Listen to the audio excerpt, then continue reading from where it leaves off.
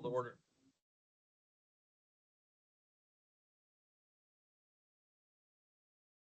Pledge allegiance to the flag of the United States of America, to the republic for which it stands, nation, indivisible, justice for all.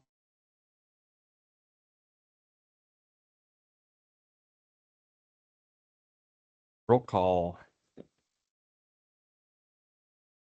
Yes, I will do that. Committee member Mike Reynolds, Present. committee member Jeff Parker, Here. President Pro Tem Josh Thorstead, Here. committee member Gary Jarvis, Here. committee member Angie Yon, Present. and committee member Lisa Gorley is not here.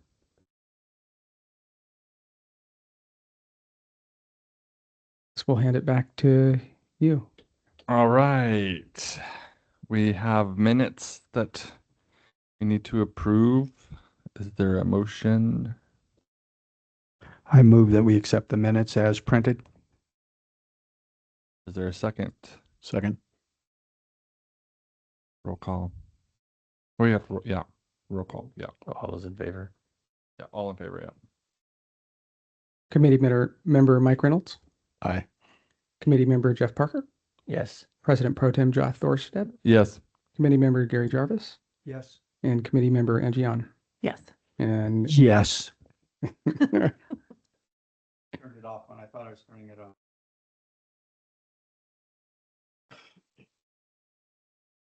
All righty. So, should we start where we left off, or should we go back to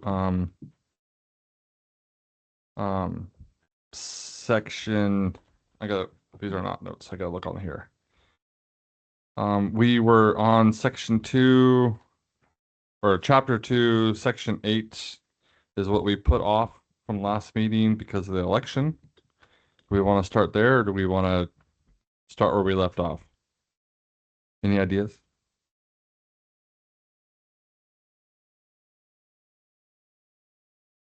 May I point of order? It's Yeah. actually chapter 3, section 8, chapter Chapter 2. 3, yeah, chapter 3, section 8, yes. I'm trying to get there. Here we go.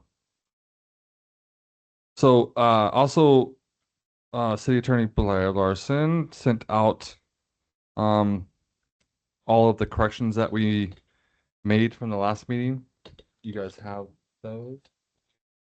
No? No. Yes. Did you guys print those out? No, these are last week. I printed this out. Oh, he printed it. Okay, I have a question. go ahead. You sent that out via Cecily in the packet? Cecily sent them out. Yes. Okay, yes. Okay, so I saw that, but I don't have it with me because I was expecting a packet at the meeting today. Okay, so does everything look fine? Does anybody have any changes to what we have? Did you read through it? Yes, I read through it myself and I saw nothing that, everything comported with what we discussed and what we came up with through motions and consensus. Okay, great. Yes, and Mr. Chair, if I may, one thing Cecily and I discussed, we're both, she and I are kind of keeping track of whatever changes you discuss and whatever motions for changes that you pass. The exact language can certainly be adjusted, and so we're just kind of filling that in as we go along. When we get to an end point of your initial review, I think then we're certainly happy to take any modifications to those that you'd like to handle. But as it is, there's a lot of different ways you could word some of these things. And as far as I'm concerned, the more eyes we have on it, the better, because everybody has kind of a different way of looking at language and what it means. And we want it to be as plain meaning as possible. Okay, so where did we leave off last time? Was it right at chapter 4? Well, we finished chapter 3. Yeah, chapter 3, section 8, we were waiting for the results of the election. Right.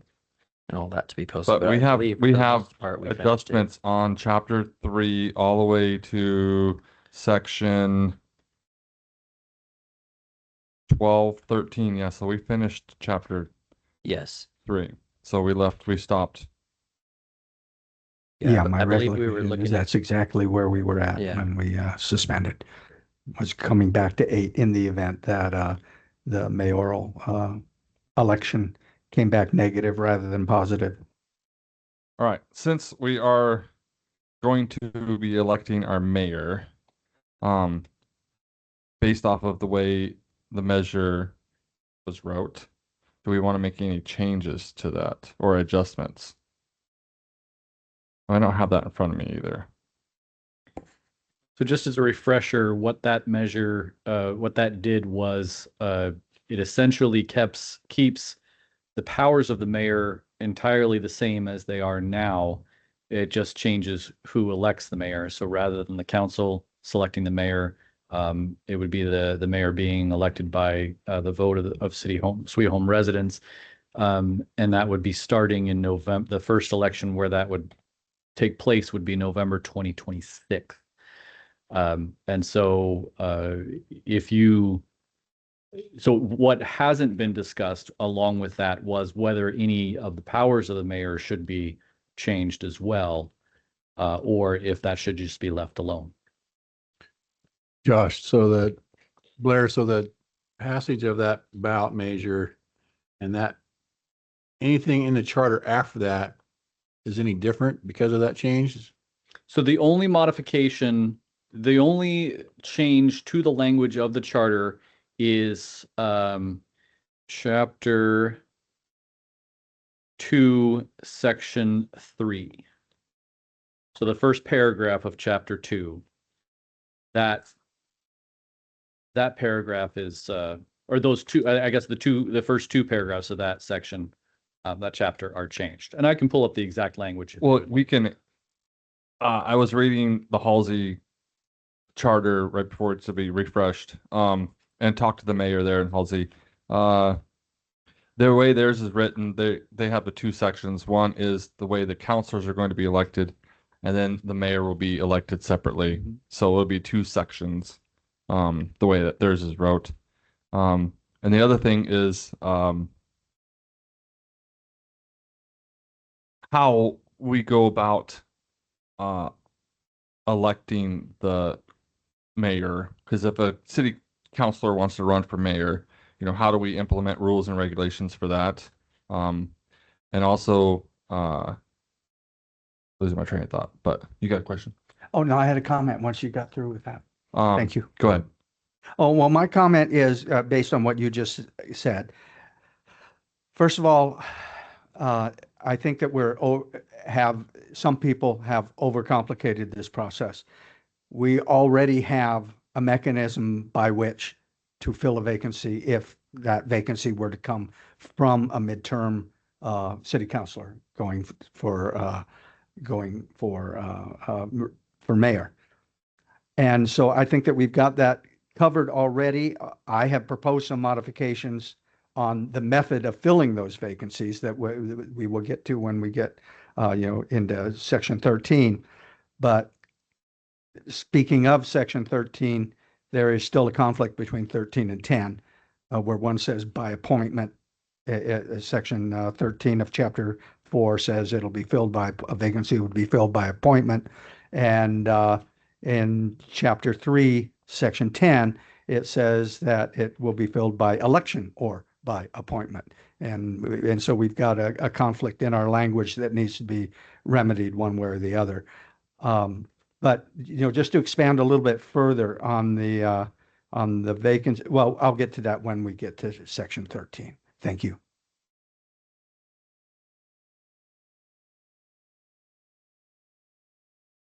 So Josh, is your question,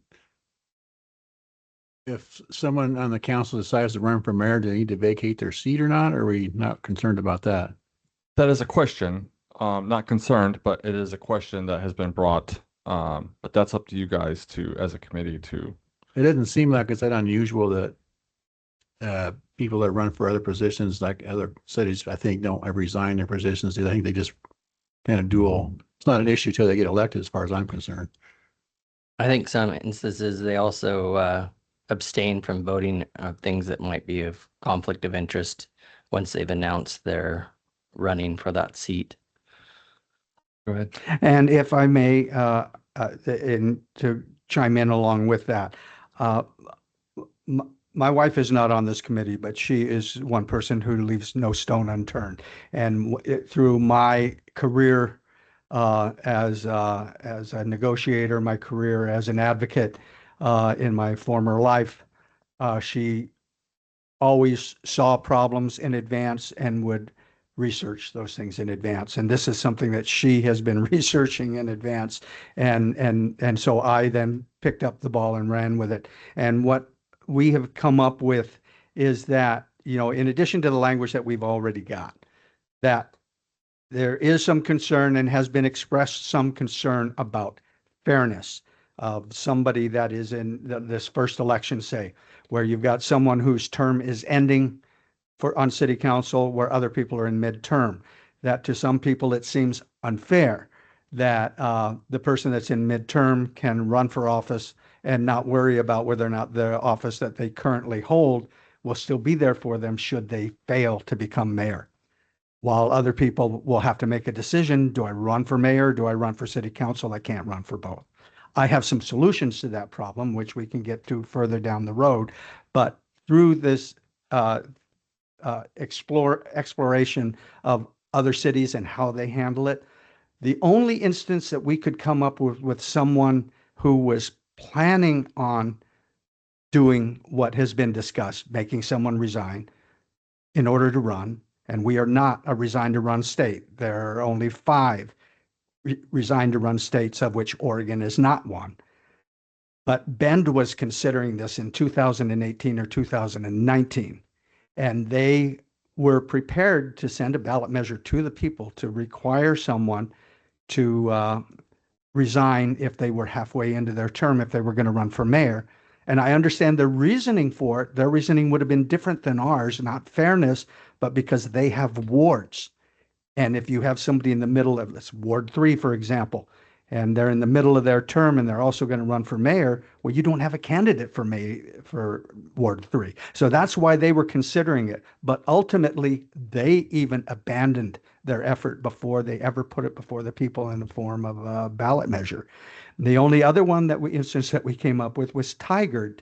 And Tigard, Oregon has a system that is more like ours, no wards, just city councilors. And they used to have a requirement to resign if they were in midterm. I don't know why, I couldn't find reasoning for why, but they even on the most recent election, they repealed that, and they are back with the you don't need to resign to run. But I know that this is kind of over elaborating, but we have looked at this, we have thought about this. I have thought about it at great length ever since the first time I heard someone utter the phrase that they thought that someone should have to resign in order to run. And the first election, yeah, it might seem unfair to the person that's in that position, but guess what? 2 years from now, what goes around comes around. Now that other person is unprotected while this person is. But anyway, like I say, in addition to this, later when we want to get into the mechanics of it, my personal opinion is I don't think that we need to address that and try to make it to where someone has to resign. I mean, this is a long way of saying that everything that I found supports my opinion that I've held since the beginning, which is that someone should not have to resign in order to run for mayor. Any other discussion? It was brought to my attention today by the Halsey mayor too, that if we do that to where people have to resign, we could lose quorum. If 3 people wanted to run for mayor, they would all have to resign and we can lose quorum. So, and there are main other reasons, but I just wanted to bring it up. So we'll move on to chapter 4. Section 12. Right? Where we are? Mm-hmm. Any discussion? I see someone had a comment in the spreadsheet about 10 or more meetings. And Oregon, the voters passed this measure about, if you miss 10 meetings, you can't run again, kind of a thing. So that's kind of gives us some tool to discuss about habitual absences. Hmm. And, that was to get rid of that Senate thing they were running into by About the stalling. walkouts. Yeah. Mhm. Mm-hmm. So now that passed, the voters, I think, handily passed it, if I remember right. So, now I don't, isn't there, this is kind of in that same realm, but isn't there some kind of code of conduct or whatever that the counselors all read and sign to agree to when they become counselors? That's not part of this, but it's part of something else. There is the council rules that is provided for the charter, I believe, mentions that they are empowered to pass rules. Those don't get re-voted on when there's new counselors. You pretty much have to follow those unless you can get everyone else to agree to change them. I think the last time they were changed was in 2018. But also our council rules are very loose and very vague. And we don't have anything in there that will hold anybody to attendance standards. Go ahead. And in addition to that being said, the ultimate rule is the charter, that absent any language in the charter, we can make rules on council. If I were a council person, we can until the cows come home. But if it is not supported by the charter, there can be no discipline meted out. I will add also the way this is written, it makes it seem like if a counselor was going to be on vacation for like a long vacation for a month, that they would need permission of the rest of the council to be gone that long, rather than just announcing that they'll be absent and leaving.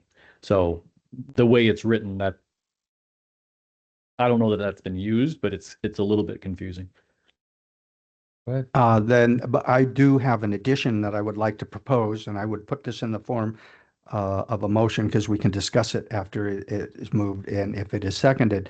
But in the first sentence where it says an office shall be deemed vacant upon the incumbent's death, insanity, conviction of a felony, resignation, removal from the city, or absence from the city for a period of 30 days without the consent of the council, mayor, manager, municipal judge, counselor. It's a longer sentence than I thought, but somewhere in there, I would like to insert or elected to another city of Sweet Home office upon installation to that elected office. And that would take care of creating the immediate vacancy on city council because Oregon law also prohibits the filling of two elected offices at the same time. I'll second that. Any discussion? Oh, it's great. I also like what Mike was saying about the more than 10 missed meetings or sessions. You like to continue talking about that and then other Yeah. stuff. I would definitely like Yeah. to hear more discussion about that. Yeah. But in regards to the, As to the motion, I Nope. think we need to make a vote. If I may offer as a friendly amendment to my own motion, that could be inserted wherever deemed appropriate by council, rather than us finding the exact place to put that, just to make sure that it is included in that section 12. So with the amendment, do we need to change anything? Does somebody have to second that, or do we just vote? Only if somebody protests I guess I friendly protest only in the sense that I don't quite understand why we need to do that. I would rather have like Blair make a suggestion where it would make sense to insert it in this completed. exactly That's what what I he's saying. yeah, Oh, I instead thought he of, said the council, so he that did threw me the off. council, he meant staff. He meant counsel as in attorney. Okay, all right. Yeah. All right, sorry. No Okay. objection. Clarification's always good. It is good. Okay, we'll take a vote then. Committee member Reynolds, Yes. committee member Parker, Yes. Chair Thorstad, Yes. committee member Jarvis, Yes, and committee member Jan. That was another office within the city, correct? Yeah. correct, yes. One, just a housekeeping issue with this paragraph. It combines both elected officials and appointed officials when it talks about vacancies. And I understand that in the case of the city manager, but when it comes to people appointed by the city manager, it muddies the language and makes this much longer than it needs to be and makes it kind of confusing. And so if that's something that, if you want to keep all of that in the charter, that's great, but I would suggest that we split this into a couple different sections so that it's easier to read. I move what he just said. What Blair just said. I'll second. Okay, we'll take a vote. Question first. Oh, yes. So Blair's going to rearrange to add another section here. Is that what we're gonna do? Divide I'm section suggesting 12. splitting this kind of into two so that there's one handling vacancies of elected officials and one handling vacancies of Appointments. the people appointed by the city manager. And we can see that changed by next time. I can bring it back Okay, next time. Yeah. Perfect. And might I suggest that it just be vacancies be the section and then have two subsections within that section, one for elected office, one for appointed office. And I apologize. I don't know why I'm making that suggestion. It's just that is ingrained in me. You know what you're doing. Roll call. All right, Committee Member Reynolds, Yes. Committee Member Parker, Yes. Chair Thorstad, Yes. Committee Member Jarvis, and Committee Member Yon. Yes. Again, I'm just going to leave the mic on. I'm not going to touch that button again.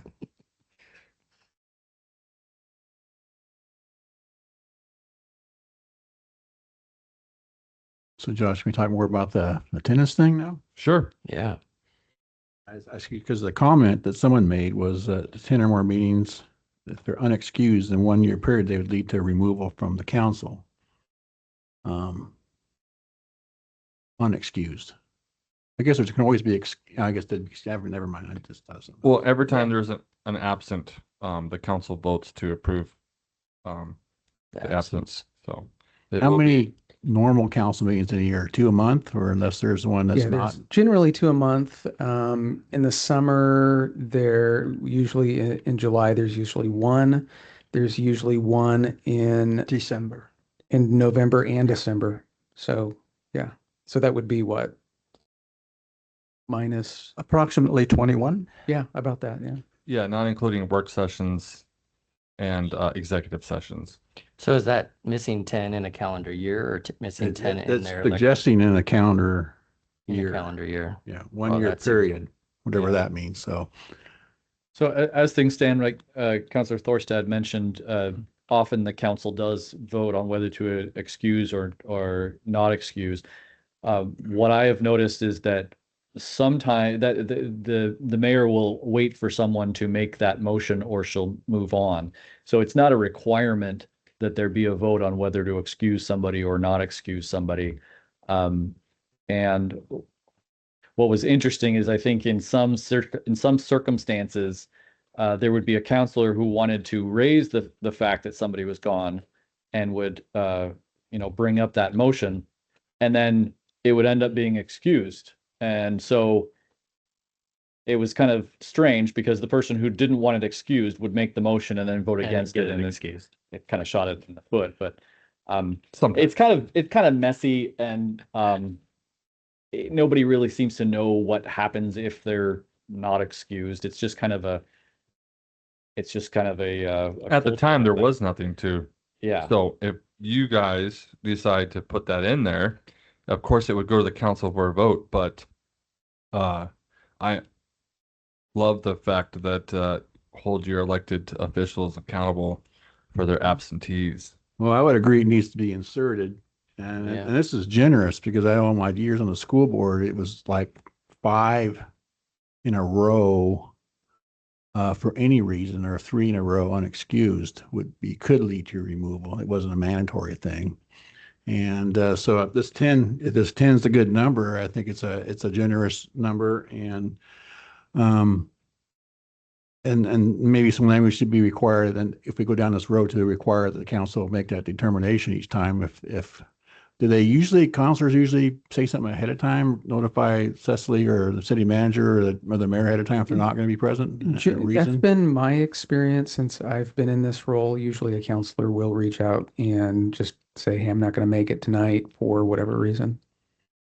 So with that in mind, we're really just going to be weeding out any really wayward person that doesn't want to apparently be involved after all.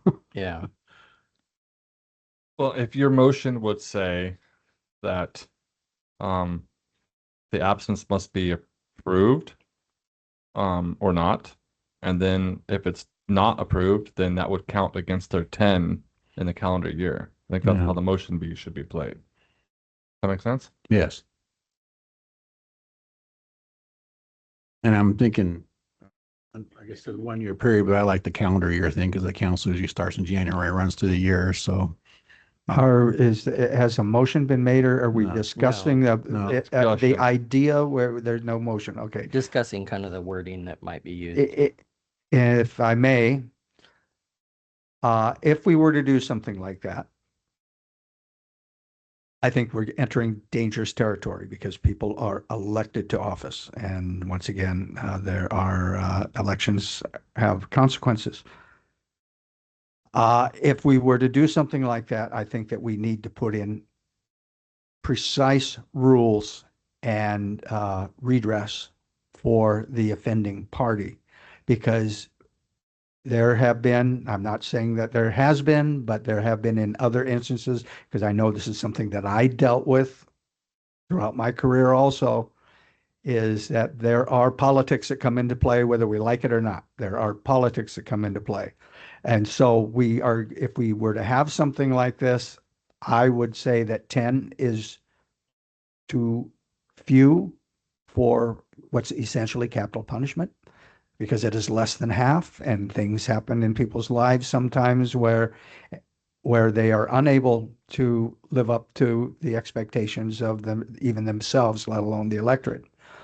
But I think that if we're going to have something like that, I would prefer to see something like 50%, as opposed, or if we got 21, well, we are already at 50%. Okay, so I'll take that comment out. But I think that we should have a written policy also that is covered in here, because if we're going to have a rule where people are going to be punished, this is a form of discipline or punishment, that the rule, there need to be associated rules where if a person is going to be absent, and it's incumbent on them to do it, that they need to notify the chair, and in the absence of a chair, the mayor or other member, and request to be absent, to be excused. And that unless it is an unreasonable request, that the council should support that, because otherwise, once again, politics can start to play a hand in it. And once politics do, they sometimes frequently will take on a life of their own.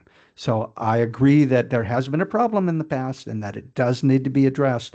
But I think that if we go that route, there's going to have to be an entire section of it that says step by step what has to be done, and whether or not council will have the authority to remove, or rather to have a public trial. And with that public trial, then they make their case, the other counselor makes their case, the citizens get a chance to weigh in, because right now their ability to weigh in is that there is recall. I mean, there is already a recourse for someone who is not willing to do the job for which they were elected. But like I say, I do understand and accept that there is a problem. There has been a problem, and that in the future there could be more problems, and that we do need to address it. But if we do address it, I think it's got to go beyond just simply saying X number of meetings and you're out. And that was X number of unexcused meetings, not any 10 meetings. So It was I 10 disagree with 10 most of what unexcused, you yeah. said, sorry, but Okay. And this is also, if I'm hearing Mike right, this is something that's been adopted by the state. right. Yeah. So we'd be kind of falling in line with new state law. What do you think? I think anytime you have consequences like this, you want to make sure that there's some sort of due process. I think the process for excusing absences is present now and could be beefed up Or clarified. Or clarified. I think that's not a bad idea. But I don't think it needs to be overly complex. The one concern I have about Mr. Jarvis's comments is if there is some sort of desire for an appeal or something like that, what body actually would do that? And if the council is what you're appealing to, well, this is the same council that has already refused to excuse absences. So it's the question is do they get then? Does it go to the council anyway, just for a final decision, which is valid? But it's something to think about how you want to handle that. If I may, the reason that I suggested that is, just off the top of my head, is what that provides the person who is being disciplined. Mhm. It gives them an opportunity to publicly state their case as well, as opposed to just having something be done at a meeting and end of story. And it also gives the public an opportunity to weigh in their own personal opinion so that they can hold the other counselors accountable to ensure it doesn't really ensure, So you're but it saying like a public helps hearing. to ensure that it's not politically motivated, taking advantage of a situation with political motivation. I think if you want to get into political motivation, then it requires you to look into people's intent, and that's going to be all over the place. And I think you could argue that that's going to be present no matter what. So I would say you probably should plan on that being used at some point, because the way politics works is anytime you set down the rules, you're going to have people using the rules for their best advantage or for the disadvantage of their competitor. So That, and you're going to have, the mayor is not going to be a voting member unless there's a tie. That didn't change. that didn't change. That hasn't changed. That's something Okay, that I was can thinking be about brought up. Halsey's charter. Sorry, that's the way theirs is written. Mhm. Which is very common. Yeah. And so, but if there is a counselor that's having attendance problems and we are voting to excuse or not, excuse, there would still be that one person, there'll be a 5-person vote every single time. And it would be hard to get a unanimous 5 if there was, I think, politics involved. Oh, are we talking about unanimous decision? Because that hadn't been discussed. No, I'm not. I'm just Oh. saying that it's a possibility and it's not a possibility, but majority of the time when we're excusing or not excusing absences, there's only been like a 1, maybe 2-person vote on not excusing. The rest were all excused because life happens. Yeah. So I'm just putting that So- in there. Well, that's something else that can be thought about if, once again, as we debate this issue, that if we are going to have that is something that would streamline the process, that like what Mike had suggested, as the 10 meetings and like that, when it comes to that there maybe should be like what you just suggested, Josh, as a possibility, is a threshold of votes to deny the excuse, rather than just a majority that may be a super majority. And the same thing when it comes to removal, that it not be just a simple majority, but rather, a majority plus 1 or something like that. Not a super majority as in, 75 or 80%, but a majority plus 1.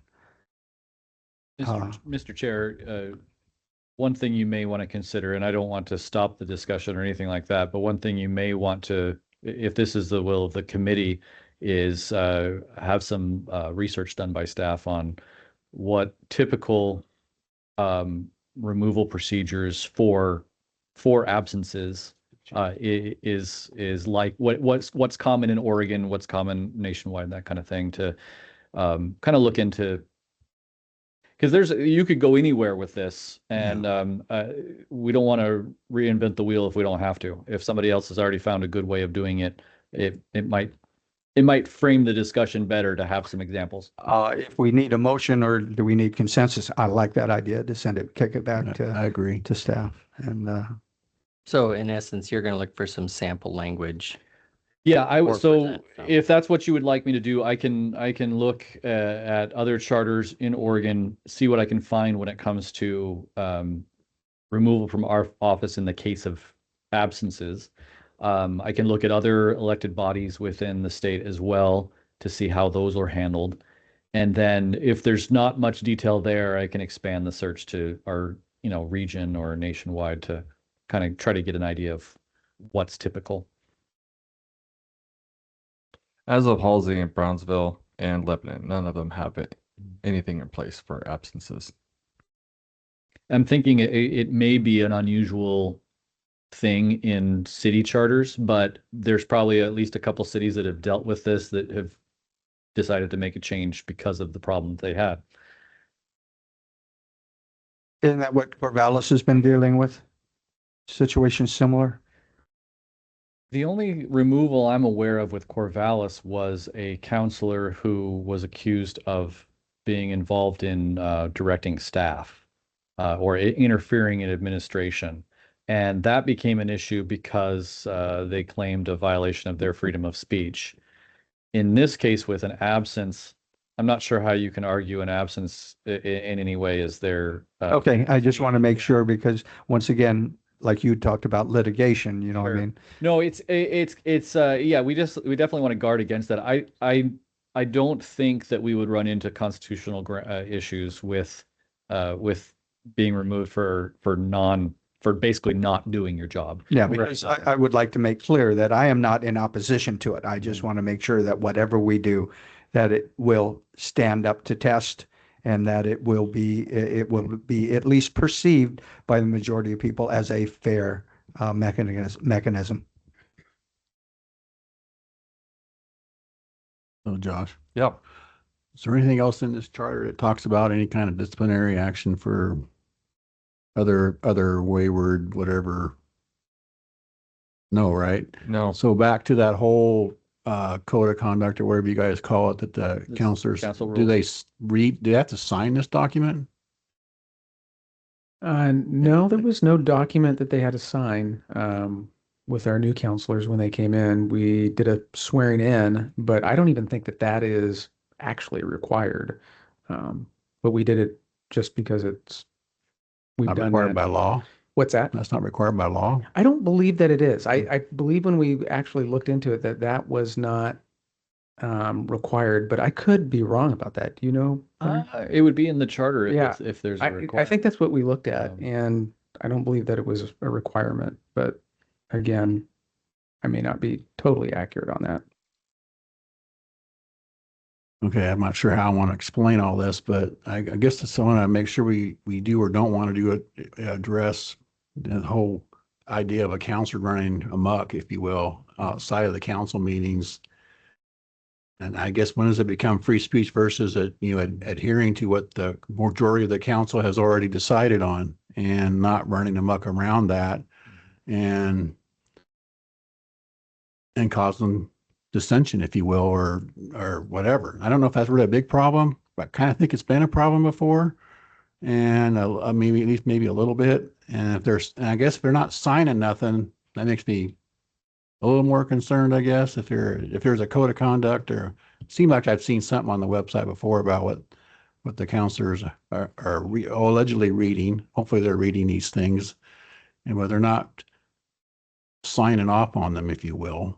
Maybe for me, it'd be more, and so therefore there's no repercussions and that they can just go run their mouth and do whatever they want, even though the council as a whole has agreed on a matter and they may disagree with that matter. So they can't, I mean, the whole idea back on the school board days was that even though you disagreed with a motion, you agree to support the will of the board as a whole. Even though you may disagree with what that specific item was, you're not going around talking smack about what the council's decided because it's just part of the process. You need to accept what the council majority or the board majority has agreed to do or vote on or support or whatever. And So maybe there's nothing we can do about that. I guess that's my thinking here. And it's just not right that a member of the council or the school board would run their mouth amok when the majority has spoken, and it should be the end of it. And let's somehow then get the body to reconsider, but So since I've been on the council, we have tried 2 or 3 times to have work sessions on council rules. And when the time came, nothing was said. So we adjourned. So if this committee wants to come up with rules, then I think this is the time and the place for that. And I will add that I've had, in the past year or so, had numerous, there have been several times when counselors have asked me about, okay, how do these rules work? How does this fit in with the charter? And this is, I would say, one of the weaknesses of our charter is that there's not necessarily a lot of recourse for breaking the council rules. It's not, they're not as useful enforcement wise. They're more useful as a guiding document to for people to consider. Now, I'm not arguing that we give people a way to kick people off willy-nilly, but whatever we do put in the charter, or whatever is in the charter, I think needs to have some pretty clear ways of actually enforcing it, and needs to actually be enforceable. And Yeah. that's going to take some right. legal, Not some just for- additional, it needs teeth, but it also is going to need some additional legal research to see exactly whether we even can, because in the case of Corvallis that I just mentioned a little while ago, they had a provision in their charter that specifically says counselors are not to interfere in the administration of city staff, but it didn't really define it very well. And so the person was accused of that. The rest of the council agreed that they had done it. But when you really look at the facts, they could easily say, I was just talking about what I wanted to see happen, and was talking to one person directly. I wasn't directing them to do a certain thing. It made it squirrely. It made it difficult to actually enforce. But I don't know that anybody's brought up that particular provision. But when it comes to absences and things like that, or you mentioned, running your mouth against the will of the council after the fact, that one we got to be careful with, though, because again, everybody has free speech. And when we try to restrict people's speech, we get into areas that we're not going to be able to defend very well. And so if that's the reason they're being Understood. removed, then it's going to be an issue. I would appreciate if the community is willing to agree that staff research this general idea about council rules, if you will, but maybe they should be required, amongst other things, to be required to acknowledge they've read them by signing something. Yeah. It's not unusual in employment situations, you acknowledge and you sign these different company policies or whatever. Yeah, and piggybacking on that, I mean, signing something and basically showing that you have a contractual obligation to uphold the rules and regulations and everything that the council stands for, I don't think it's unheard of or should be unheard of, especially for a body of people that can sway and make decisions to steer a municipality like we are Mhm. and make those big decisions. I mean, there should be something that's signed, Mhm. even if it's just saying I'm accepting the oath of office but I have no issue saying they should sign that they've read the council rules, code of conduct, whatever you want to call it, that they Yeah. acknowledging they've read it, if nothing else, as a minimum. But generally speaking, whatever other things you could find in around this realm of discussion, if that makes sense, that might be helpful. So the way, the only things that you can really, in the charter at least, based on my reading, the only things that you can really enforce against a counselor to vacate their office are the things that are listed here: death, insanity, felony conviction, resignation. removal from the city, which I would interpret to mean they moved, Moved. they no longer reside in the city, or absence from the city for a period of 30 days without the consent of the council. So those things are what's in place now. If there's any clarification needed of those things, we can certainly discuss those and let me know how you'd like to reword it. But if there's any additional items that you think we need to have teeth on, that's certainly an area I can research more if that's what you would like. And is that where the 10 date or the 10 meetings would be in? So you would be need in to that? add something certainly for, along with those things, it would be, however you want to word it, but unexcused absence from council meetings. You have to specify, is that official council meetings? Is that work sessions? Is that executive sessions? Do those count? Is it any meeting of the council, or is it just the main meeting? Yeah, I think that if we were to do it and propose something, that it would be, once again, another subsection, and it would be under attendance. And then all of the rules of attendance and the consequences of non-attendance, et cetera, et cetera. Okay. But I can do some more research as well on the council rules in general and how those fit with the charter, and whether there's any charter amendments that are necessary to actually make those enforceable. Because as they stand, I'm not convinced that they entirely are. Yeah, and I've had a lot of conversations, but the mayor of Halsey is like, he's on it. Yeah. And he geeks out on this stuff. And he told me that we can't have that stuff in the charter. The charter would have to refer to the council rules, and then the council rules would have to be updated. And I believe that would have to be another committee because we're not in charge of council rules. So, and the city of Halsey is very in depth on rules, regulations, conflict of interest, code of conduct, social media, absences, and stuff like that. Ours is very gray, very vague, doesn't say anything.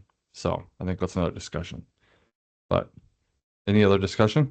We do have consensus that the city will look into more things for absences. For the absences. So Josh, are you saying that Count Halsey does have some kind of minimum language in the charter Not in about the- council rules? Not At in least the charter, adhering to no. it? Okay. Just the charter reflects on each category, each subsection of referring to council rules when it Okay. comes in any of these places. But they do mention refer to council rules. Yes, Our language doesn't, we don't have any language but like their that. counselors also sign the council rules. We Okay. do not. Okay. So if, in my mind, at least if we could at least get something like that, where they had some, where we direct a charter, maybe directs them to sign council rules or something like that as part of their swearing in process. Josh, That should be in the question. charter. Did the mayor, I'm just curious, did the mayor indicate that those rules, I assume they're enforceable in Halsey? Or did that not come up? They have not needed to enforce the rules, but the rules are there.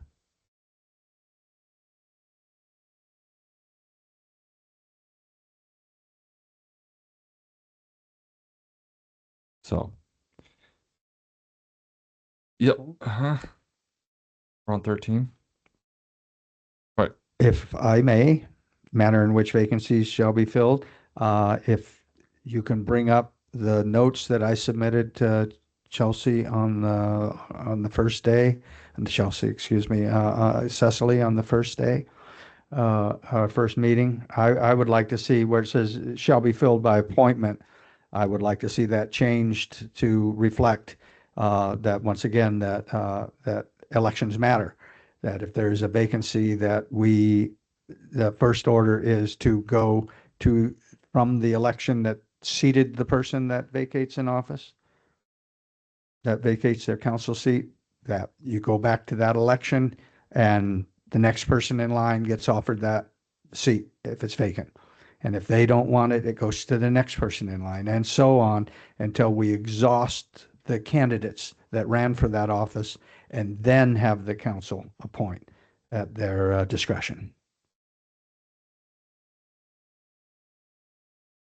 That's legal. I think that's a great idea. I think it sounds good, and I may even say that, if that's done and if the seat is vacated in the first 120 days, you go through that process of maybe the first or the second. I don't know how far I'd go down if 8 people ran for it, but I mean, after 120 days after the election, are the people still interested in doing it?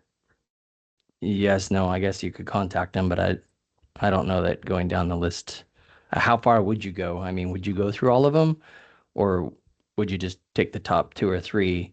Because anybody could write somebody in as a joke. Yeah, I don't know if like if I ran for office and I lost, How then open you I would would be. be open for a handout like that. I don't know if I would be interested in that, but You the then city- have the right to decline. right. The city of Albany literally just recently did this, and their procedure was to hold public meetings, and then people applied for the vacancy position, and then the council interviewed those candidates, and then the council would choose which one they wanted to replace. And we have had that in the past. That's how Councilor Mayor Coleman has been put in a position as well. So that would be the way it is. We don't have rules on how that's done, but that is how I- it has happened in the past. That has been how it's happened in the past. And I know from speaking to people, just like the people that I spoke to when it came to electing a mayor versus a mayor being elected by council, I have the overwhelming majority of people that I've talked to, and it's not everybody in Sweet Home, but they say that if somebody ran for the office, that they should get an opportunity to serve that office before council handpicks somebody that, because often, and we have seen this in the past, and I'm not referring to our mayor, I'm talking about prior to our mayor, where somebody ran that the people that were on council at that time. And once again, I will clarify that not a single one of them are on council right now.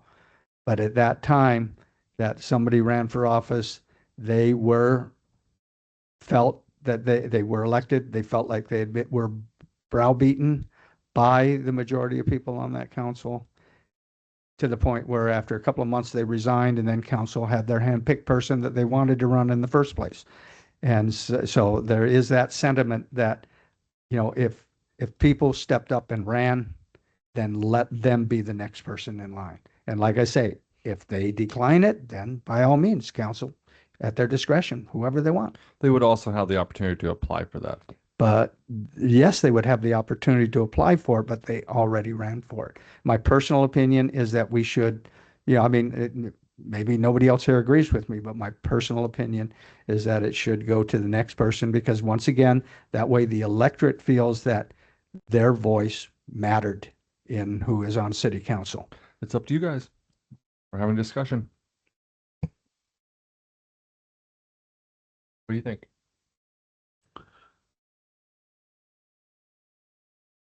Honestly, I don't know what to think. I could see advantages to both, I think. I kind of like the idea of going to the second place or even third place and giving them the option or opportunity to fill the spot. But I think there should be a finite number of people that they go to before it is open for people to apply for the position and be interviewed by council. And your other idea about maybe within the first 120 days or I don't know how many days is that, 6 months or something, not for a person that maybe have a 4-year term. They do it 3/4 of the way through, decide to step aside for some reason. And then to me, don't make sense then. It'd make more sense early on in their term. Yeah.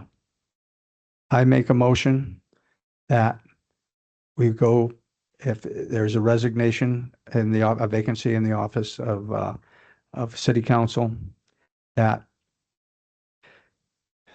the mayor will offer that job to that vacancy to the top person in the election that was not successful, the top 2, not further than the top 2, should that vacancy occur within the first half of that term. And if neither of those people want the office, that it will then be at the discretion of city council. And if it is over halfway through that term, it is at the discretion of city council. Is there any precedence for this sort of thing? I don't know. I can look into that. Just curious But what I- other city councils do in the case of a vacancy. The appointment by the rest of the council, in my experience, is fairly common. I certainly could look around into some other cities to find out if there are other methods. I know as you get bigger into bigger and bigger organizations, then you start to have actual special elections called, or there's appointment by,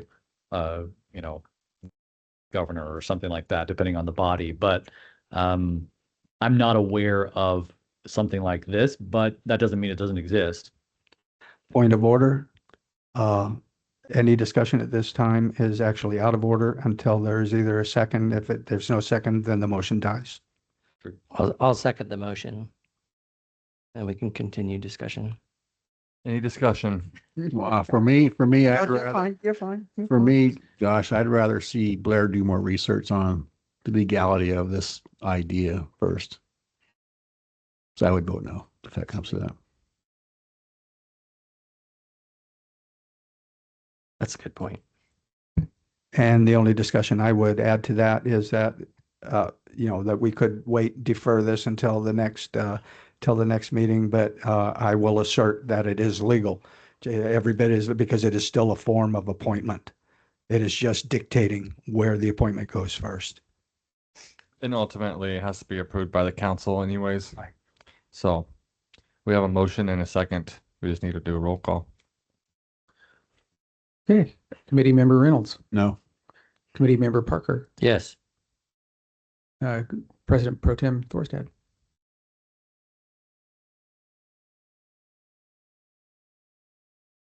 Yes. Committee Member Jarvis. Yes.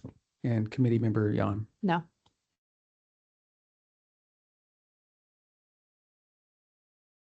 All right. So that was 3 yays and 2 nays.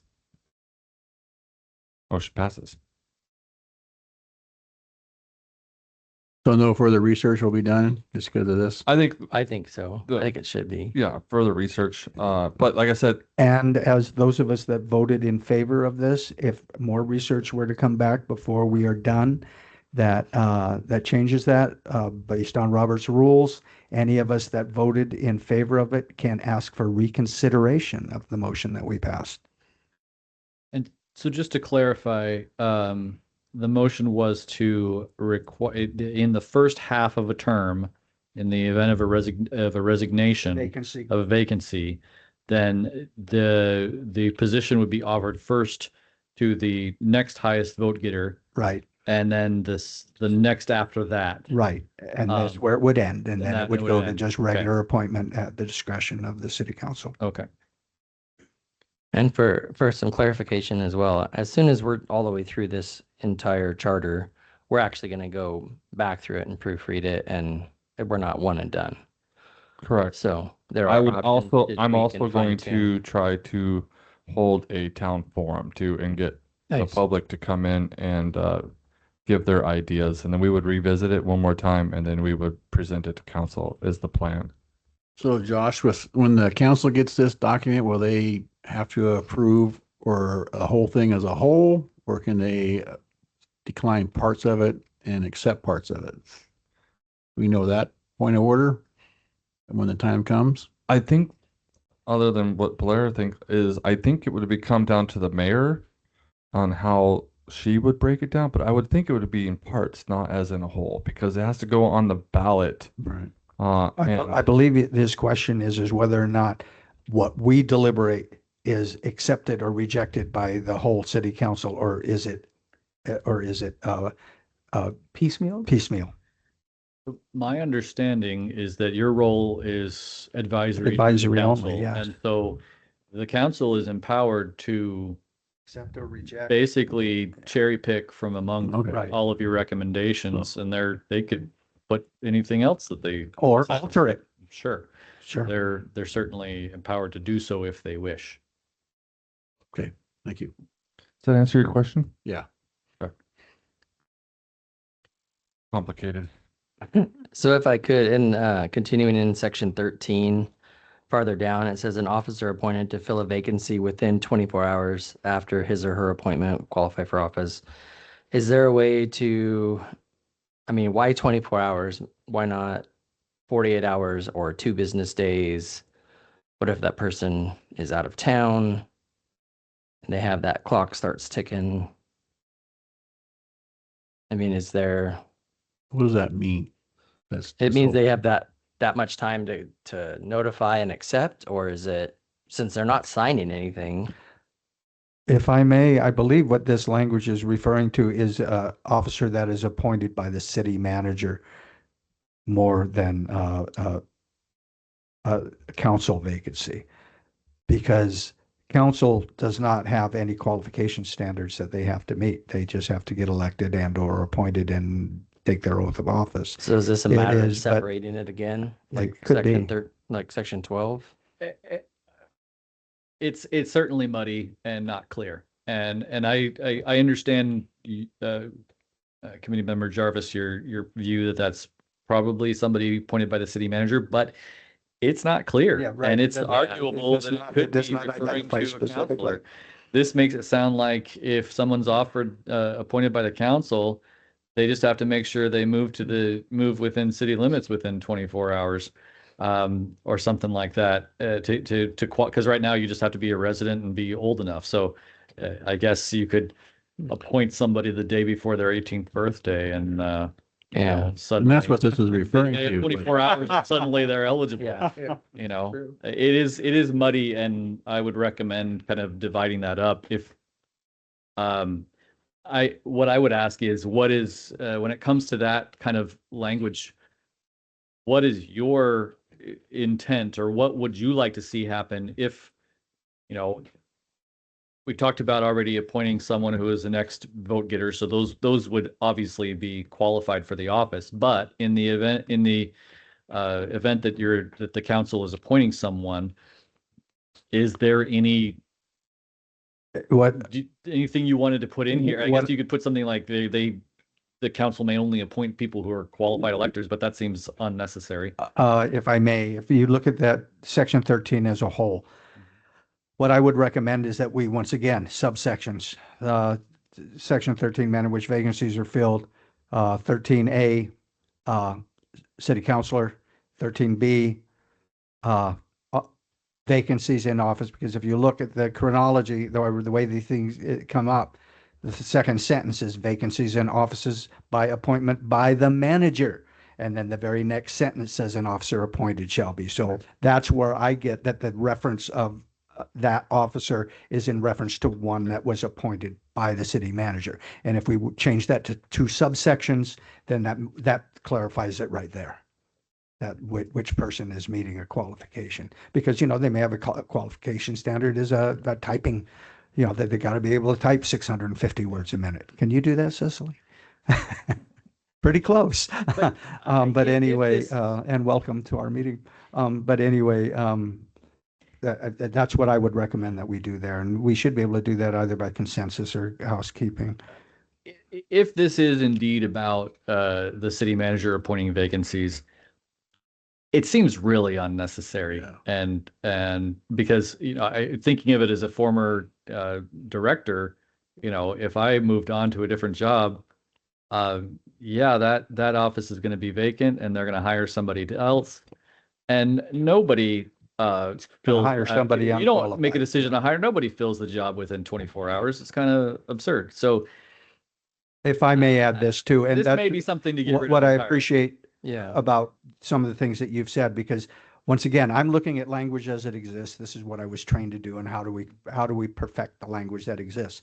But I appreciate and would encourage you with Josh's, hopefully with his concurrence, that you continue when we start debating something like this that is superfluous language, or, you know, or redundant or irrelevant, that we do consider removing it as opposed to that.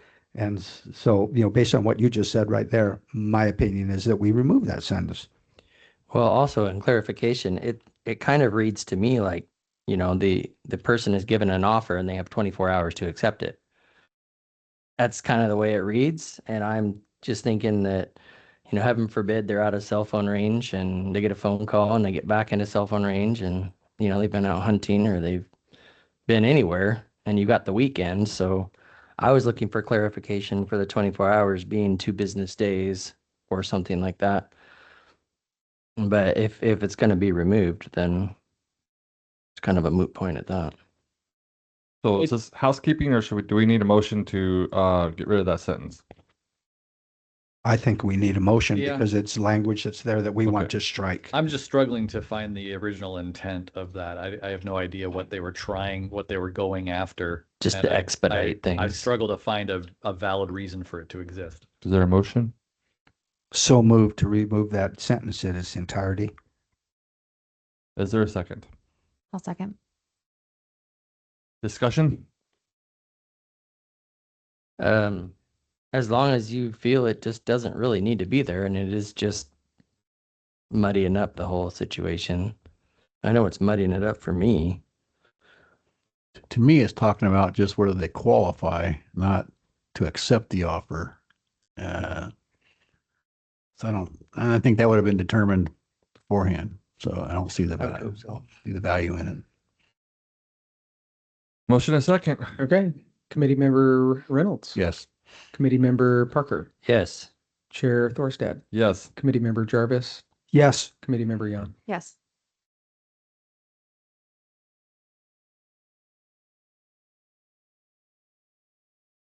Alrighty. Next chapter, section 14.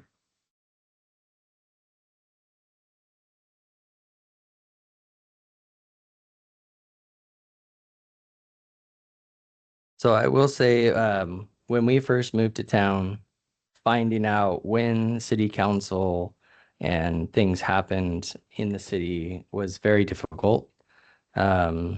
Social media probably would have been the only thing, but the city always argued that it was in the paper. Well, I didn't subscribe to the paper, so I didn't get it. So I'm hoping that, you know, providing shall provide for the time and place of its regular meetings and adopt rules and regulations.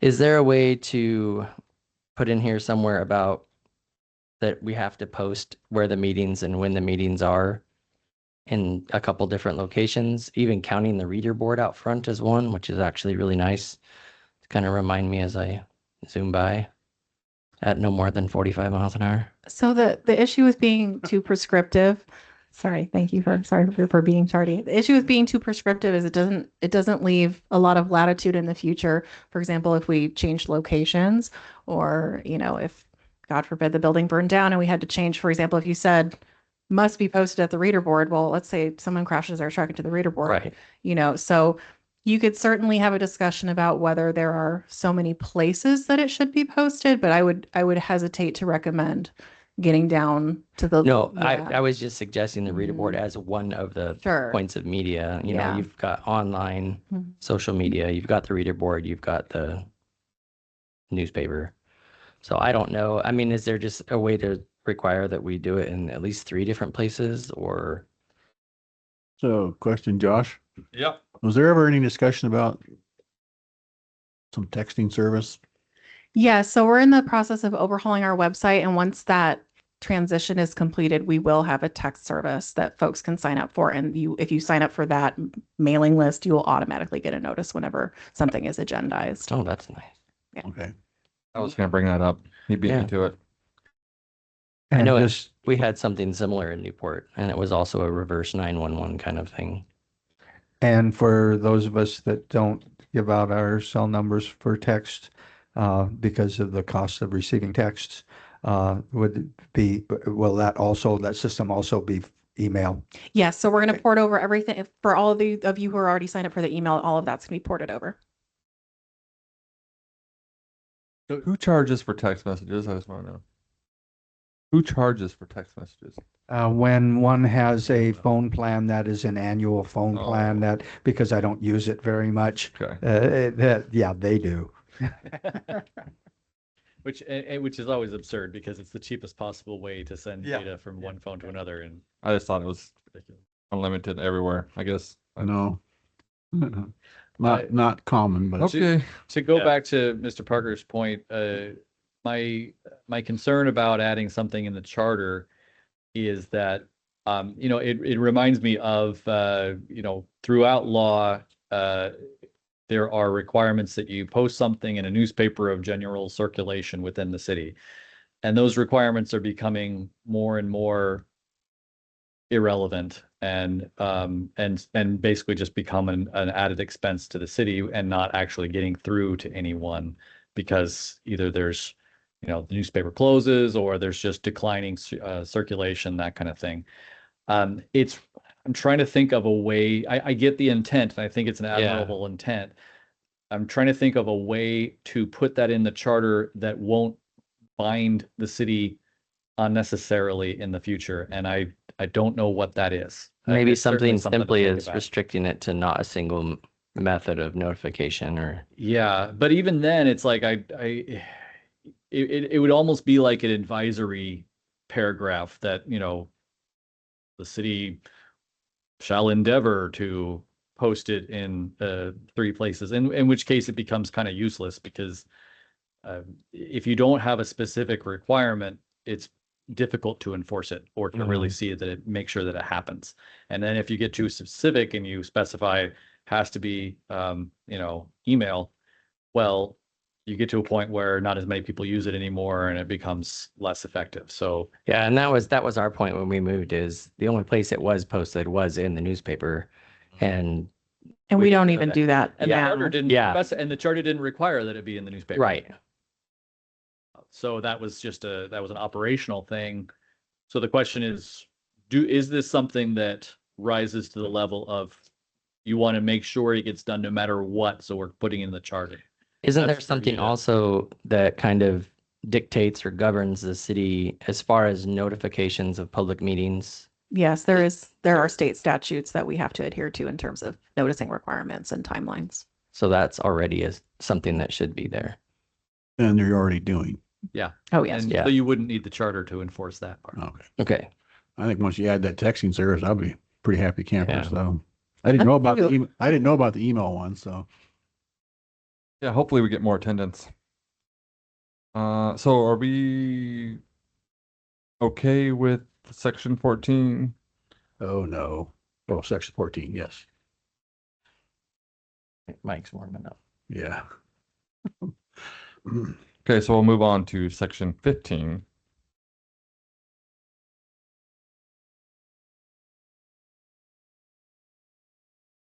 There's some staff and other comments in that one in the spreadsheet. So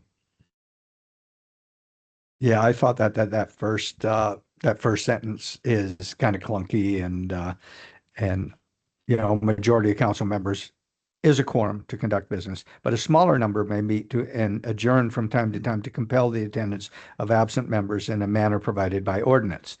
And what's that mean? What ordinance? Do we have an ordinance, or does it just give us the ability to create an ordinance if we want to compel somebody's Yeah, attendance? there's And once again, I think it should be, if that's what that is, then it should be specific. and that's the problem. There is no such ordinance. Obviously, the council could pass such an ordinance, but they have not for whatever reason. I think the intent of this goes back to it might even fit in with the discussion you had earlier about unexcused absences.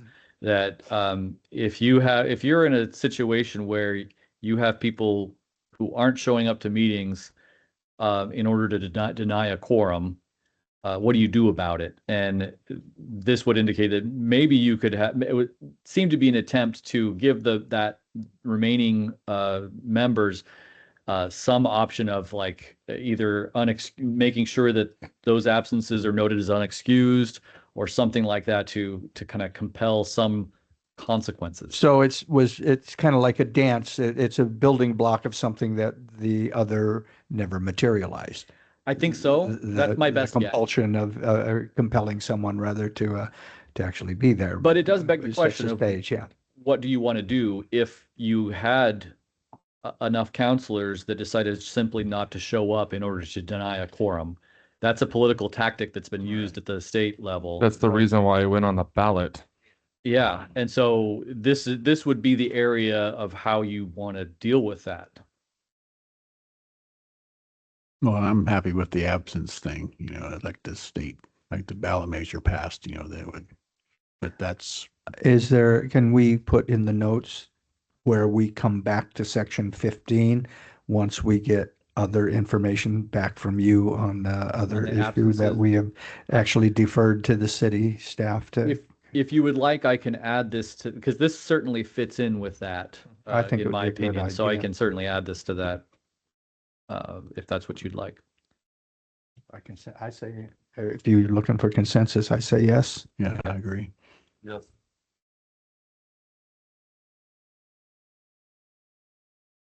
All right, I will add that to Yeah. my list. Okay, section 16. I still think the mayor should be a voting member of the council. I see the comment over here about them being just a tiebreaker. And even as an elected official, I don't know why the mayor can't vote. Maybe not make motions like, probably like now, right? But voting seems fine. I will say in our neighboring cities, sisters, Lebanon, Halsey, Brownsville. And I have not been to a City of Albany's meetings, but the mayor is the director of the meeting, and they do not have a vote unless there's a tie. Just putting So that that's out there. pretty normal in our That's county. pretty normal. And in my life experience also, when I presided, all the years that I presided, I had no vote unless it was a tie. And so I'm used to that and I'm comfortable with that because once again, then the mayor, who we've already made elected by the people, are now going to be held accountable by the people one way or the other on a tie vote. Or the only time that they vote is to break a tie. I mean, if you have a majority, the mayor didn't need to vote anyway, but if not, now the mayor weighs in and ultimately they are the ones that are going to be held accountable. So this harkens back to the, well, I guess we haven't gotten to powers and duties of city officers yet. So this will come up again when we Right. get to section, the section on the mayor of what the mayor's powers are. So, if that's something that, if you want to delay that discussion until we get to powers of the mayor, Yeah, I think we should, and I'm torn on it. I'm good either way. I'm just, expressing what my experience has been. So if the idea maybe the mayor getting more powers because of their being elected, like some of the bigger cities are. I mean, that would be a major change. The main issues to consider there is right now we have what's referred to as a council manager form of government, wherein the city manager is the executive that is hired by the legislative branch. And in cities that typically where the mayor has more power, how that typically is done is that's known as a strong mayor system, and the mayor is the executive that is separately elected. And you wouldn't have, in that case, you wouldn't have a city manager. You would have what's called a city administrator, that is essentially a person that's hired by the mayor to do the job, but it is directed by the mayor. So that certainly is open to discussion, but it's a bigger shift. Bigger cities, mayors and councilors get paid. Bigger bucks. Well, and We do even not. even Portland has shifted over to. Didn't they shift to? Yeah, they just changed. Yeah, They just changed it. That was fairly recent for them. So they're even a city manager, council manager city. Before they were a really weird commission something or other. It's Portland. It was a mess. Well, yeah. Okay, so section 16 is good as it is, right? Yeah, I think it's fine as it is. Depending on what you talked about later with the powers of the mayor, that last sentence. That's why I was kind of confused. maybe Like, adjust can't it. we just like consolidate the two? Or why does it need to be two? I don't know. It's kind of redundant, ain't it? Well, maybe if that is going to be addressed separately, maybe we should have that final sentence, she may vote as a counselor, should be either addressed now. You know, it should show up earlier rather than later if we're going to address the voting. But alternately, we could just simply delete it from there, being that it is going to be covered later on. Yeah, the way it's organized, this chapter is all about how the council operates, and so that's why it goes into the meetings and what qualifies as a quorum and how the mayor, that the mayor is a chairperson. And then the next chapter talks about powers and duties of city officers, mainly the mayor and the manager. But it doesn't go into counselors in that category of officers. So that's the reason it's organized the way So it did is. we have a motion to keep it the way it is and just remove may vote as a counselor? Sure. If that's let me clarify. If you're going to change, if you want to change the powers of the mayor so that the mayor only votes to be a tiebreaker, then I would say yes. But if the powers of the mayor are going to remain the same, I would say that probably should be left in just to clarify that the mayor And still operates as a counselor. what I was going to suggest is once again that we did make a note of this, that item 16, section 16, that we defer that until after we deal with section 19 Okay. and then come back to that and remove it if necessary. Okay. And real quick, as kind of we've done in some code work in the past, we could always add it at the end of section 16, you know, refer to section 19 for clarification, or, I mean, just so you can like, if someone reads that and just thinks that's the end of it, versus there's a little bit of verbiage at the end that says, hey, there's more information in this next section. Just to clarify though, I do hesitate to do those direct referrals because They if, change. yes, if there's a charter amendment in the future and for some reason section 16 doesn't get updated, then now you don't Oh, have a and now they're matching. Yeah. lost. Yeah. Okay. Section 17.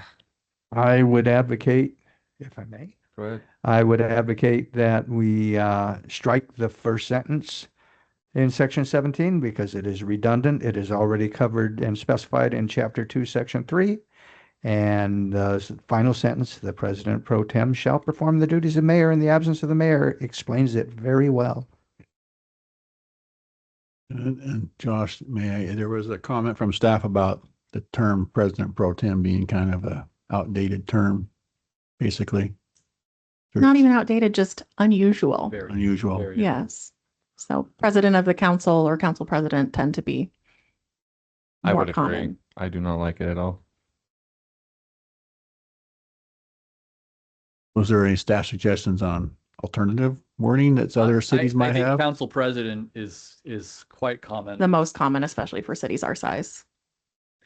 I make a motion that we strike the first sentence and then change president pro tem to council president in the second sentence and leave the remainder of the second sentence intact. So Second just to that. clarify, that would mean it would be section 17 would be called council president. That, Correct. and then at its first meeting in the new term after each biennial election, the council shall elect from its membership a council president for a term of 2 years. He's moved to strike that. Oh, to strike that I entirely. voted to strike that because that is already covered in chapter 2, section 3. Is it? Let me go back.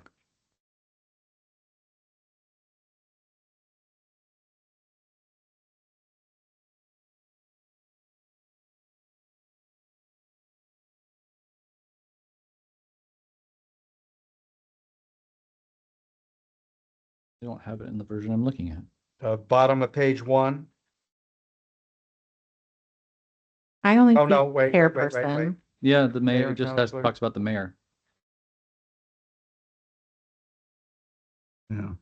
I was sure that was in there. That I need to apologize for that if that is missing. Section 3.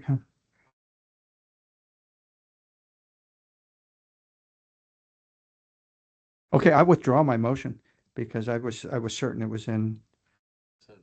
Yeah, just as mayor. I thought that it also covered Yeah, pro tem. there's no mention of. No, there is no President mention of pro elsewhere. tem. I apologize. I withdraw that. In that case, I just move we change the President Pro Tem to the Council President in that section. Second, Any discussion? Any discussion? No, and that'll just be throughout charter. Yeah. Yeah. No discussion? Roll call. Okay. Committee member Reynolds, Yes. committee member Parker, Yes. Chair Thorstad, Absolutely. committee member Jarvis, yes. committee member Young. Yes. All right, Council President, what's next? It's not in effect yet. Sorry. But we can practice it. Yeah. And kind of just some housekeeping too. There's lots of instances throughout the charter where we're missing out on persons, positions, and titles being capitalized. So I'll have my highlighter ready. Yeah, in the Ready markup to- version, I'll make sure to go through Okay. and correct all those. Section 18. Josh, Yeah. I passionately don't like the idea of the rare opportunities when you can have a quorum of 4 counselors and then only 3 counselors out of a council of 7 can make things happen. I know this is not unusual in this county. I think Albany is one exception where they require the majority of the council to pass business. But to that being said, where it says except as provided otherwise in this charter, is there any such examples of that in this charter? I think that's referring to that previous thing we discussed where if less than a quorum is there, they're still authorized to meet to compel the. No, I've If I may, I believe what that is, if you look at that concurrence of the majority of a quorum, we have a quorum of 4. Okay, 4 people attend. In order for it to pass, we have to, what that sentence is saying to me is that a majority of that quorum, not of the maximum quorum, but a majority of that quorum must vote yay to pass it, which means it would take 3 out of 4 in that instance. And I know it's happened before. But then you've got 3 of the Yeah. 7 making the decision. And I think it had to do with utility rate increases and that just dumbfounded me and I read that. And I know like on the school board, I know this is a difference because municipalities are different, but school board, that does not happen. It requires 5 and our school board requires 5 yes votes. Even if there's only 5 present, it has to be unanimous. And I just can't fathom the idea of 3 counselors having the authority to pass rate hikes or hire city managers I'm sure this would be rare, extremely rare this would happen, but I don't like it at all. And if you start having counselors not show up to try and stop that from getting your 4th vote, if you have a quorum of 4 and you need a unanimous vote then to pass business, so be it. And if you have problems getting people to show up to try and get your 5th vote, can they come in by audio now? Yeah, that's they can be allowed. online. Okay, I don't know how this happened. I just know it's happened. And I know Albany struggled with this when they were having some problems. They had to have their 4th vote and they didn't have really a mechanism for dealing with the wayward counselors that wouldn't show up to make business happen. And, but I, for one, do not like this language because it can happen where 3 counselors can pass business in the right circumstances. And I'm in favor of that at all. While I understand and agree largely with what Mike is saying, wonder if this was one of those building blocks for what they never originally built to prevent people from skipping out on meetings and allowing something like this to happen. I mean, that this would, if I was opposed to that particular quorum passing something, and if I had been recalcitrant in my duties and not attending meetings, this might compel me to come to a meeting to make sure that they did not get that preponderance of that vote. Yeah, but I think it's more in this. No, I think that is what I just explained is really reaching, but I'm just saying that here's another example that this was something that actually could compel. And when we were up at that other one, in a manner provided by ordinance, what did that mean? Well, this would have been something that being there, because for the very same reasons that what you just expressed, Mike, why you don't like it. I would think that the majority of somebody on city council would not like that either. And so, yeah, I mean, this particular language was something I'm actually looking at it more humorously, that it is something that could have compelled attendance in such a situation. Is there a way to assign a number to it? To say, the majority of the quorum, but there must be a minimum of 4 in It should be favor. A majority Yeah, I of the mean, council. you could state it, the concerns of a majority of the entire council and not just the quorum is required to determine any matter. Yeah, because you can have a quorum, still have the meeting, but as far as voting on business, it needs to be a majority of the Whole council, which is 4 in this It's case. it's certainly right? possible, to Which would be a specify. unanimous of that small one. But once again, being devil's advocate is that in so doing, we could set up a situation where 2 members could almost always make sure that something doesn't pass by not attending and rotating the ones that don't attend. Even if we did have a rule that you had to be here half. And I think that's what Albany struggled Yeah. with, so I'm not sure in the end what they did, but, and maybe the compromise in my case is like I tried to ask was, are there any places where it's provided otherwise as provided in this charter where it must require something more than a majority of the quorum? I don't remember reading any examples where that might be. I'm making a guess here, and Blair, you may have some more insight, but I know in some places for certain land use decisions, a supermajority vote is required. So it may be that this is from a model charter where that's the case, but doesn't maybe apply in Sweet Home where supermajorities are required for land use. That's a And guess. maybe that's another thing that we should go back to staff again and see if you can come up with a list of things that, in keeping with the reservations that Mike expressed, that I agree with, that there are certain things, that is there a way that we could come up with a list of certain things that would require a super majority as opposed to just simple majority of the quorum to pass? Like something that would have a great fiscal impact on the community, or Well, voting for Yeah. a city manager, hire and Yeah. hire. I don't think 3 people should be making that decision if it's a council of 7. I don't know that that would ever happen because there's probably a lot more interest in making sure their voice is heard. But that'd be one example, major fiscal things. And I can see not saying that you can't approve the minutes because of that. That's different. So I'm not saying it should be something across the board, but I think there should be exceptions where, in big fiscal deals, hiring city managers, whatever the examples may be of that nature, or 3 people shouldn't be making that decision. I agree with that. One item, what about in the cases of when there are vacant council seats? Is there a Uh, process now with, let's say 4 counselors resign? Does the county commissioners take over? I mean, like with the school board, the ESD can do it. And so I don't know if with what mechanism, or the council of governments or whomever, is there a higher body that can fill No, in? we don't have a So mechanism it like becomes that. special elections then? Is that Well, so right now, and I apologize if I missed this conversation earlier, but right now it is up to the remaining counselors to appoint to fill those vacant seats. so if 4 counselors resign, then they can't do that. Yeah, that's the problem, is if you could have a scenario where this contradicts or leaves the council hamstrung, unable to do anything, where if you have to have 4 votes to do any business, well, you got to make sure you have a carve out for them that appointing new counselors is allowed with less than that, because if you had 2 resignations, suddenly you've got, Okay. you know, I guess I get that, and I can see the exception for that. There's just certain areas I just feel passionate about. Well, and to go back to the question about Albany, their charter actually does state now that the concurrence of 4 members Oh, of it got council is changed? necessary. Okay, maybe Yeah, I'll leave it alone then. For everything or for for everything. everything? Yeah. And Yeah. they have 7 members also? Do they have 7? I don't know how many councils they have.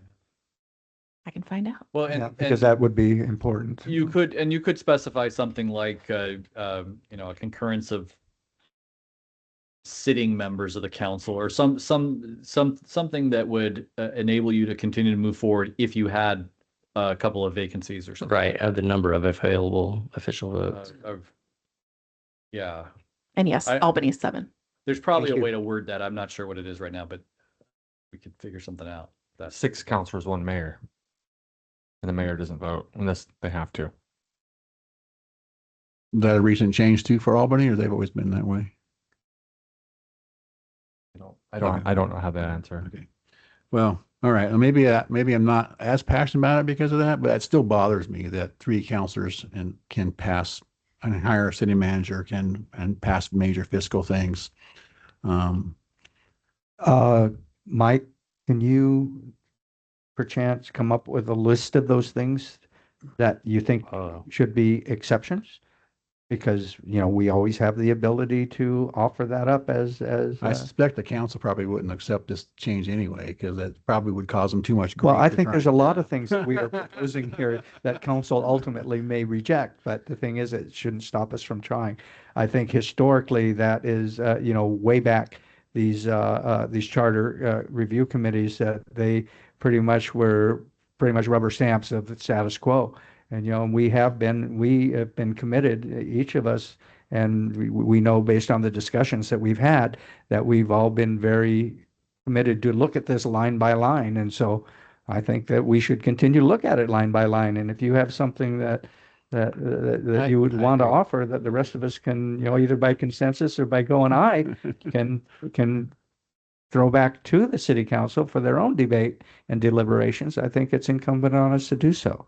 well, Cecil, you stated, didn't you, that Albany does have a concurrence of 4? Yeah. Yeah, it's for all matters. A concurrence of, 4. oh, I like Four- that. four, I'm yeah. sorry, I misunderstood. Well, Yeah, that would mean that the mayor never has a vote then. Because you'd never have a tie. Well, Well, that's still only the be town. still 3-3. You The get mayor could be the 3-3. 4th. The mayor Yeah. could Mayor be the can- fourth. yeah. So it's because they're Has- mayor Yeah. selected separately. Yeah. So it's mayor and among the mayor and council, you have to have. Well, Yeah. Yeah, or That if is you had the- what we have been discussing, that's what the premise is. yeah, so is if that you did they have a vote quorum, on council, but see. not until council ties, and then Gotcha. they become the All right. fourth No, that makes sense. tiebreaker. yeah, and then if you did have a quorum of just 4 and it was unanimous during that, they could continue business. Well, I guess I'll be bold enough here because it's something that drives me crazy. And I know this hasn't happened often, and probably maybe only one time that I can see. But I like to move that a concurrence of 4 to conduct any. I don't want it to be any. The idea that you can't pass minutes. Is Well, you could silly. do that, Yeah, Mike, you could do that, and then we could list exceptions. We could amend with exceptions. We all have our own ideas that we might offer an amendment with. Well, an mine's exception, more about if we about- wanted to. So mine's more about a couple different areas. I'll move that we have a concurrence of 4 to pass business of fiscal matter, rates. That's what I'm trying to say. Rate increases, things of that nature that impact the members of the town fiscally. And So- hire the city manager. I don't know what all those are. Technically, all actions have a fiscal impact, so you're gonna want to narrow Okay, down. I'll just go for it. Concurrence of 4, with an exception of an absent seat, and it would be, however that would be worded, to cover that concern. Like what was suggested by Blair. Yeah. Yeah, Could we maybe workshop that and Yeah. come back with some Okay. language Okay. rather than? Sure. Okay. yeah. Sounds good. Let me play around with And- the words. and could something be added into there? I mean, as far as the concurrence of 4 to pass new business? Because if it's something that's old business, the other counselors would have been there and chose not to be there for the follow-up. But if it was new business for that meeting and it didn't have the opportunity to be presented to the other council members, could it be, I mean, could it be that narrow? It could be, but I'll be honest, the way that our agendas are constructed, we don't have very much old business. Nothing really carries over meeting to No, we meeting. typically, if it needs a prep, we'll do a work session Okay. so that it just wouldn't apply all that often. It also gives more opportunity to game the system Yeah. and get around things. I don't know. Well, Mike, why don't we bounce it back to you guys for that? if that's okay with you, Josh, and everybody else. And barring that, just to let Mike know that I would second your original motion of the four, like Albany But does, I'll like defer Albany currently pending. does for Yeah. anything, with the only exception being that of vacancies that need to be filled. Staffing. We can try to come up with a couple different options for you to consider. Thank you. My most passionate piece in this whole charter is this one. Alrighty. Next chapter, section 19, mayor.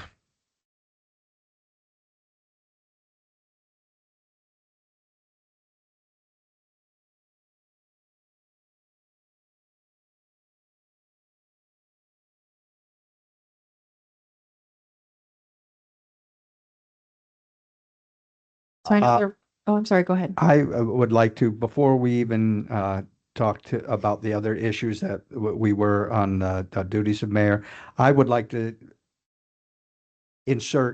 make a motion, and I will explain if I get a second why. The words, well, no, I should explain before I make the motion.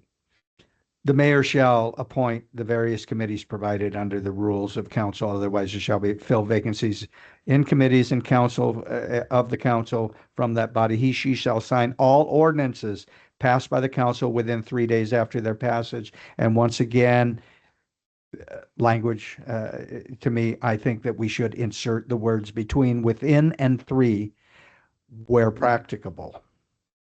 Because sometimes that it may not be practicable, and then the person their feet can be held to the fire because you didn't do this within 3 days, and right there in the charter it requires it. And so I think where practicable is If I may, isn't there already an option for the future council president to do that if the mayor cannot? They can, but we have run into, very rarely, but we have run into situations where we cannot get either. due to an Into the emergency or anything Yeah, else. So or that's right. summer vacation does Yeah. happen at the And, same and, time. and practicable, the word practicable means that just that it can be practiced or can't be practiced, one or the other. So if it can't be practiced, it's not practicable. And I think that those are beneficial words in there.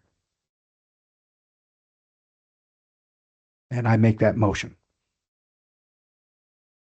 Any second. I'll second. Any discussion? I don't like the word. I don't think it's very public friendly when you look at it online, Yeah. what it means. It's a little on the collegiate side as far as vocabulary. I know that it's probably a good word as far as legalese, but if we could find a phrasing. But that would once be a little again, it goes easier. back to shall, may, will. We need to, being that this is essentially, the charter is the Bible, so to speak, of the city and what the city must follow. This makes no room where, if you don't use where practicable, someone can, if they want to, pardon my French, but if someone wanted to be a real butt about something, they could come back on the mayor or the council president and try to make an issue out of something where it was something that they just simply could not do. And right now, they're compelled to do it, where the word where practicable gives them an out when there's an emergency or other unforeseen circumstance where they cannot do that within 3 days. And if there's heartburn over the word, you could also choose to extend the 3 days to a longer time period. Yeah, and that's kind of where I'm coming from. Again, as I stated in one of our first meetings, I'm looking at this from a more easy read than legalese, just so more people have access to reading and understanding our charter and other city documents. So if there was a way, whether it's a different word that's more simple, like the word shall, will, which are simple words, versus practicable, because honestly, if I typed that, I'm sure my Word document would have underlined it and say he's spelled that Shall, wrong. But I'm just saying, is there another option as far as a legal term or extending the time period, as You Cecily? could just change the days. You Yeah, want to do it to like 5 business days or Yeah. But you still end up with the same situation where if it's not practical, What's practicable. the repercussions now? If it doesn't happen. I don't think it's ever come up. Because it hasn't happened or it has happened and nothing's become of it. And it just happened to be 7 days later instead of 3 days later because they weren't here.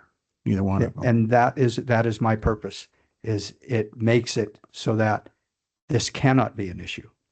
It just cannot be an issue. What- If it is not practicable, it isn't. And so the way that I look at language, and I understand where Mr. Parker and where Mike are coming from on this, but from where I come is if it can be screwed up by somebody, you want to prevent it. If somebody can do something that is not in the best interest of the organization, then you want to prevent it. And so that's why I always come at it where, and this is the way I was trained, and so I apologize for that, but that if you have something that a legal term that you can use that covers you and prevents something from happening, then you should use that term so that there is no, so that it can't be debated. It's no longer debatable. Oh, what's the next step? We made a motion. Yeah, it's either someone call for the So question. real quick, Blair, what was the kind of time frame on the planning commission from when a conditional use or a variance was approved to when it had to be signed? To be honest, I don't remember. Because I would come in typically 2 to 3 days later and sign. Mhm. I don't So recall. I think it was like 7 days or something like Yeah. that. Or the appeal period was set to a certain amount after it had been signed. And so we wanted you to sign as soon as possible so that appeal so the period appeal period could begin. could begin. Sure. In this case, I'm not sure that there is really much of an, I mean, the danger that you have here is that somebody later doesn't want to follow an ordinance and is trying to look for ways to declare that ordinance not valid. And they go back and look at it and they see the date that the mayor put when they signed it. And then they look at when it was actually passed. They're like, oh, that was more than 3 days. And so this is not valid. And therefore I don't have to follow it. I think that's your worst case scenario, is something like that. Now, you could either use a term like where practicable, or we could try to find some other word. I'm not sure. Either way, you get into this dangerous ground of what actually counts as being, and so you're going to have some judge at some point is going to say, well, what's practicable? Is it, they're probably going to think of, what's reasonable, some reasonable excuse of why the mayor couldn't sign it. And that's going to be up to some judge unless you define it somehow. Well, and I'll note too, in the model charter and the comparison charters, none of those have a timeline. They state that the mayor shall sign all the proceedings of council, but they don't state within a certain time period. So you could simply strike it altogether. As it is, unless an ordinance has an emergency provision in it, it's not effective for 30 days after its passage anyway. So it would be signed So possibly even at the next business meeting. it just needs to be signed before it's effective. But If that is the case, then I would withdraw my motion and substitute the deletion of the number of days. And this would cover it if it doesn't become law until 30 days, shall sign it within 30 days. Sure. I mean, you could put something like, well, I guess. So if you changed it to have something like that, ordinances aren't effective until signed by the mayor, well, then you could have a mayor withholding their signature to keep them from being. Mayor or passed. council president. Yeah. That's But an interesting thought. And Backup. if you remove that within 3 days part, or within 3 days after their passage, just the mayor shall sign all ordinances passed by the council, then it doesn't leave any room for argument. Mayor has to sign no matter what. And that's a current requirement by law or just by charter? Well, currently by charter, it's signed by the mayor within 3 days, or in the absence of the mayor, signed by the council president or the president pro tem. So what's the 30 days about? That's a separate part, and that's actually something we'd get to eventually. With ordinances, if you don't have there's normally when you pass a normal ordinance, it has to be read 3 times at a council meeting. The first time full text, and then the second 2 times by title only. And then after it's been read those 3 times, then it can be adopted by the council. And at that point, it starts a clock where it's not effective until 30 days after that. Now, you can get rid of that if you have an emergency provision where it's an emergency measure that the council needs to take. And in the past, the city has been very generous with these emergency provisions. I prefer not to, because if everything's an emergency, then nothing is. But that's just a way of speeding it up, basically, to make it Sure. effective right But then. that would still require the mayor's signature. Yeah. And that same 3 days applies? Or is it Yeah. immediate or for the emergency It clause? would still needs to be signed within 3 days after passage. Based on our charter. Right, on the current charter. Well, that's what I was saying. I withdrew my previous one, and I am now making a motion that says that it must be signed within 30 days of its adoption by city council. Now, I could add to that, unless it's an emergency where it will be signed I would think if it. as soon as possible. Yeah, because emergency, Will those be that are signed passed right under the then. emergency provisions are effective immediately, and so you would. And then expect that to way be- we don't have, that takes care of that other question also.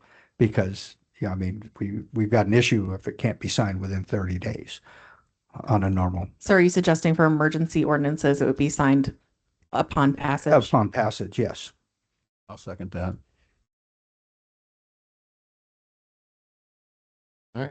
Any further discussion? And I think we've had a discussion. Okay. So I Yes, think we Forrest. go for a roll call there. All right. Committee member Reynolds, Yes. committee member Parker, Yes.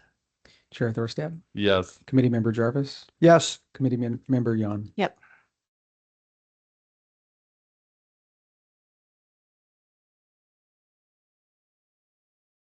Okay. Section 20. Manager.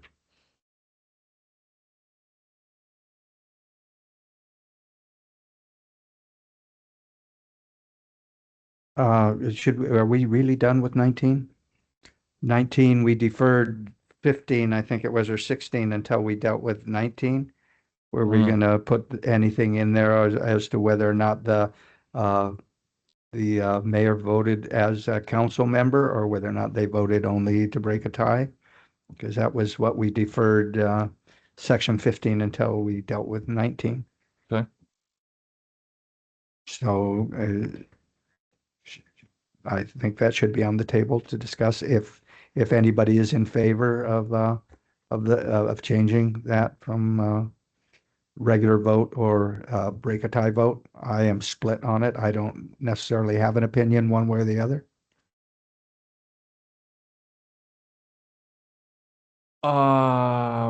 I think the reason why I think the mayor should not have a vote is because the councilors were elected to do the decisions, and the mayor is directed in most cities.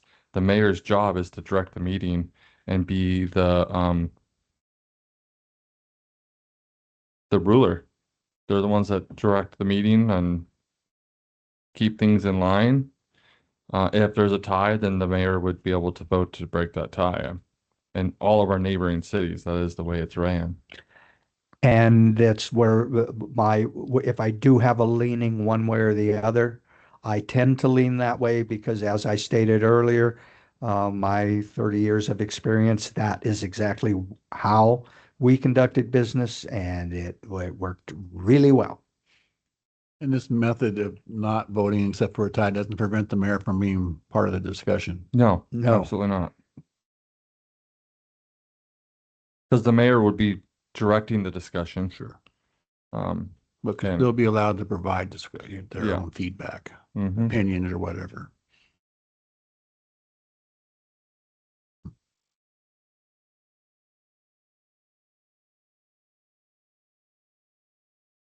What is your experience? So I've only worked in one other local government than this one, and there the mayor did vote as a member of council. The last city I worked for had that model where the mayor only voted in the case of a tie. And it was interesting because the mayor had been around for a very long time and had been reelected mayor. I think he was like a 20-year mayor, something ridiculous. But he ran a tight ship, ran the meeting well, and it was more influence than anything. He exerted influence, but he didn't have a vote unless there was a tie. Yeah. And so It worked well in that situation, and it can.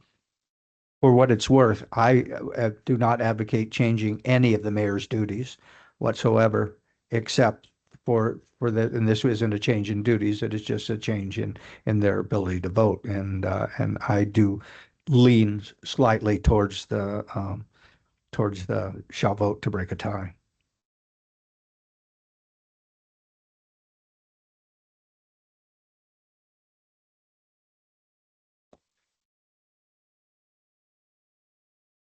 We voted that you owe us money, yeah. Each of us, $20 a head. If I won't add that much.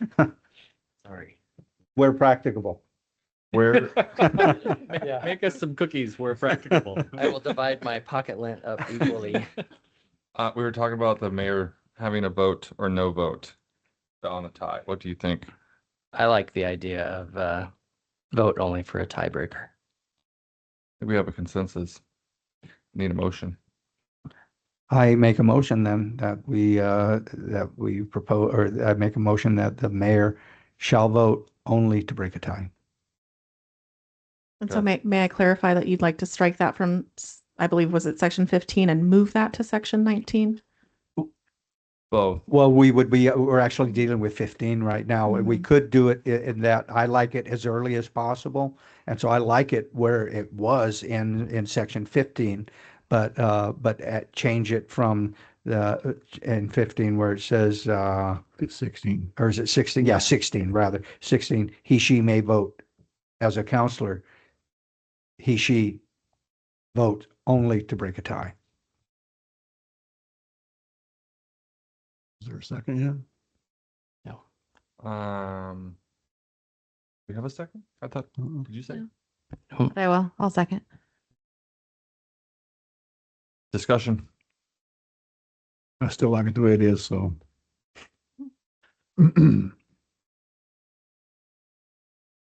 Roll call. Okay. Committee member Reynolds, No. committee member Parker, Yes. Chair Thorstad, Yes. committee member Jarvis, Yes. committee member Yon. Yes. All right. Motion passes. And I have a feeling that's not the last we'll hear of that one. We are at 2 hours. Do we want to keep going or do we want to call it? Was there a lot of big issues with this section? This next section looks long. It's long, but was there any big issues? I only had one question about it, but it could take a while to discuss. I don't know. There was another discussion about possibly having a meeting in 2 weeks Oh, instead of waiting a month. Yes, so I wasn't sure how far we would get tonight, and obviously it was a very big agenda. And so I know, Chair Thorstad, you are not going to be able to attend the planned meeting in July. But we are very close to the end, and I think we could probably knock out the rest in 90 minutes or less. So if we'd like to accelerate, if everyone's available 2 weeks from today, we could try to do that and get that all done so we can package everything before July. And then maybe we could still have our meeting in July, but even if the chair is absent, we can just get final feedback from the committee before maybe going out for a town hall in late July. And then we can reconvene in August and try to wrap up committee business. Because I know Vice Chair Jarvis, you may have a conflict starting in September, correct? I have one in mid-July, but I Okay. am available to chair a meeting in Okay. early July. Okay. And the next meeting 2 weeks from today would be the 17th. I believe I'm available on the 17th. I don't have my calendars on the wall in my office, so. wow. He'll email it to you. He won't text it to you. I believe I'm available on the 17th if we want to meet on the 17th. I'm good if everybody else is. I'm good. I'm good. Okay. It should, just so you're aware, I will not be here And- though, and- but you can still, that's. I'm out a of requirement. town as well. It'll just be me and you guys. Okay. We can discuss the city manager and city attorney stuff. That's right. With In the Mike charter. Dawn? It's in the Or- charter. Yeah. Okay, well then we'll go ahead and plan to convene in 2 weeks and we'll try to wrap up then, get a package together, talk next steps for public engagement, Yeah. and then decide hopefully the wind down of the committee schedule. So that's exciting. Before you adjourn, I have one item that I'd like to bring up, and that was the conflict in section 10. Have we dealt with that? Or was that something that we still have yet to come back to? I just wrote it in my notes earlier tonight. I believe we did resolve that. Let me go back and look at the agenda. It Is that should, the term of office? amendment? that should be addressed in the markup version that was in the The packet. Yes. first Jan. Okay, yes, we did. Yes, we did. Thank you.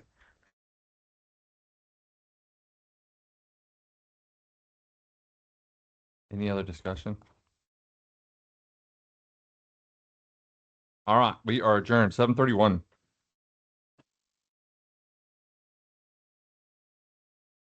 We don't do much, but what we do is excellent work.